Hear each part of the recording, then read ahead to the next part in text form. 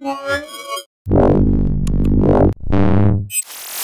MJ here for tabletblog.de. I just got the LG G-Pad 8.3, which is available for a couple of weeks now, and in Germany it costs 299 euros, and I think it's about the same in US dollars.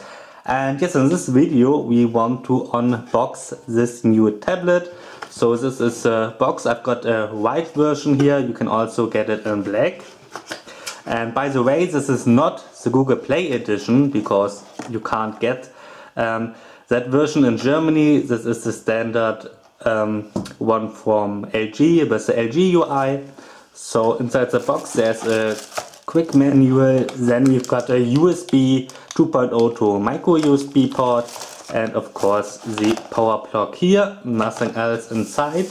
So let's take a closer look at the tablet itself. We've got an 8.3 inch display and it's a full HD resolution, the same as the one on the Nexus 7 that we've got right here. And you can see that there is a noticeable size difference, not that much, but you can definitely see it. The display of the Nexus 7 is 7 inches tall and the one from the G-Pad 8.3 inch, and you can see that there is quite a difference in the size, not that much, but it's definitely a little bit more. Alright, we've got a 1.3 megapixel webcam here on the top. Then if we go to the back, we've got a 5 megapixel camera, no LED flashlight. Here are two speakers, stereo speakers. It's actually quite nice, the position of them, because if you're watching a video and holding it like this, of course it's the other way around. But what I wanted to show you is that your fingers are not near the speakers, as they might be if they are on the front or like on the iPads on the bottom here, then you might cover them up. Alright, that is nice. The back here is aluminium, the rest is plastic, especially top and bottom, probably for the Wi-Fi antennas. There's no LTE version yet. On the top we've got the audio port, then a slot for a micro SD card. That might be interesting to a couple of you because the Nexus 7 does not have a micro SD card slot. So if you need one, then the G-Pad 8.3 might be for you. We've got an infrared sensor over here, then the power button and the rocker switch for the volume, and on the bottom we've got a micro USB port and a microphone. Okay, that's the hardware. Inside is a Qualcomm Snapdragon 600 quad-core processor, 1.7 GHz, 2 GB of memory and 16 GB of internal storage.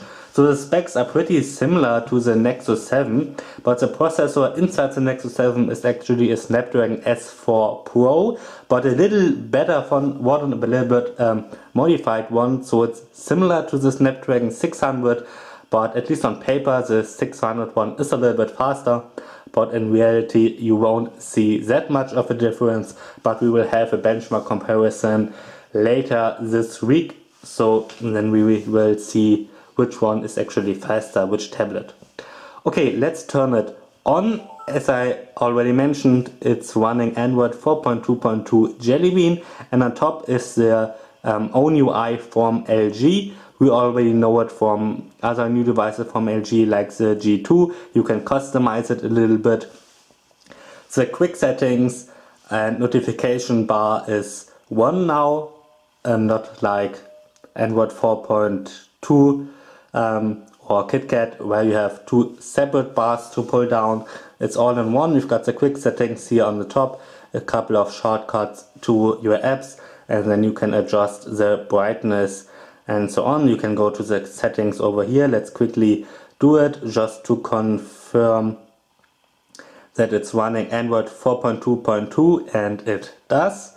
So you see this is looking a little bit different too compared to standard Android, and actually I like this UI. I still prefer vanilla Android, but still the one from LG is nice, and it's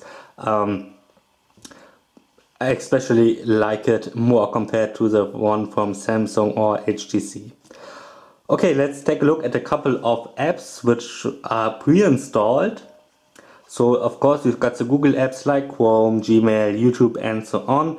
We've also got an LG backup app, a couple of notebook and notes apps. Then we've got Q Pair. You can pair the G-Pad 8.3 for example to your G2 and then exchange data. A quick remote for the infrared ports where you can control your TV. Then we've got VoiceMate, which is their voice control from LG, a video editor, Box, it's similar to Dropbox. Then we've got Polaris Office, Quick Translator, and that's pretty much it. The games that are installed here on the bottom, I've installed them myself to do a little gaming test later, so they are not pre-installed. Alright, that are the games. Let's just open the browser to test something, maybe just reload this page. Of course it's a Snapdragon 600 processor, so the internet works fast on here, the browser works fast on here. But what I wanted to show you is the keyboard, because the Nexus 7 and a lot of tablets don't include a row of numbers on the top of the keyboard, and on the tablet we've got enough space to do that, and especially if you have passwords with numbers in it, then it's really useful to have those numbers on the top. It's just much easier to type with it. Okay, so I like the numbers, the keyboard, and let's maybe show you a couple of stuff that LG included. So let's start the browser again, and if you take 3 fingers and point it to the side, the app is saved. It says on here that the app is saved in German, obviously, and you can go back to it just by swiping with your 3 fingers this way. So it's actually pretty nice. Maybe you can open the Play Store, and I think you can still go back. Yes, so this might be a very useful feature. Another one is if you pull it up, you can go to Google Now, but also you've got quick memo, so you can write on top of your screen like you can do on the Note series from Samsung. Another feature that I like, that we've already seen on the G2 and the smartphones from Nokia, is if the display is shut down, you can just double tap on it. Okay, let's do it again. Double tap to bring it back again, so that you don't have to press the power button all the time. I really like this feature from my Nokia 1020, and so it's really nice to have it on the G-Pad 8.3 as well. Alright, this is a look at the software, so let's maybe start a game. Let's start Dead of Arrival 2. I already played it a couple of times on the G-Pad 8.3 for the German video, and it worked really smooth. I set all the settings to the highest, and it takes a little while to load.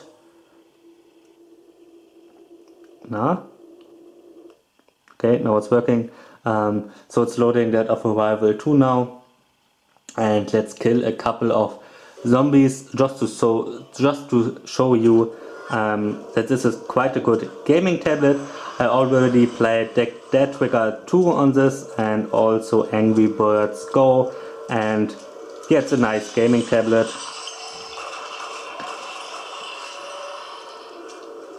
Of course you can also get devices with the Snapdragon 800 or Nvidia Tegra 4, which are a little bit better for gaming than the Snapdragon 600. But still, this is a very nice platform for gaming.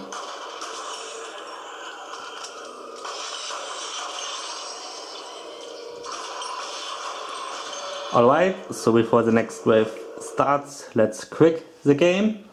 And yes, this is a quick unboxing and hands-on with the LG G-Pad 8.3. I really like this tablet, but compared to the Nexus 7, if you have to look or want to look after the price and get a more cheaper tablet, then I would still prefer the Nexus 7 just because of the price and of course fast updates. I've got running KitKat on here.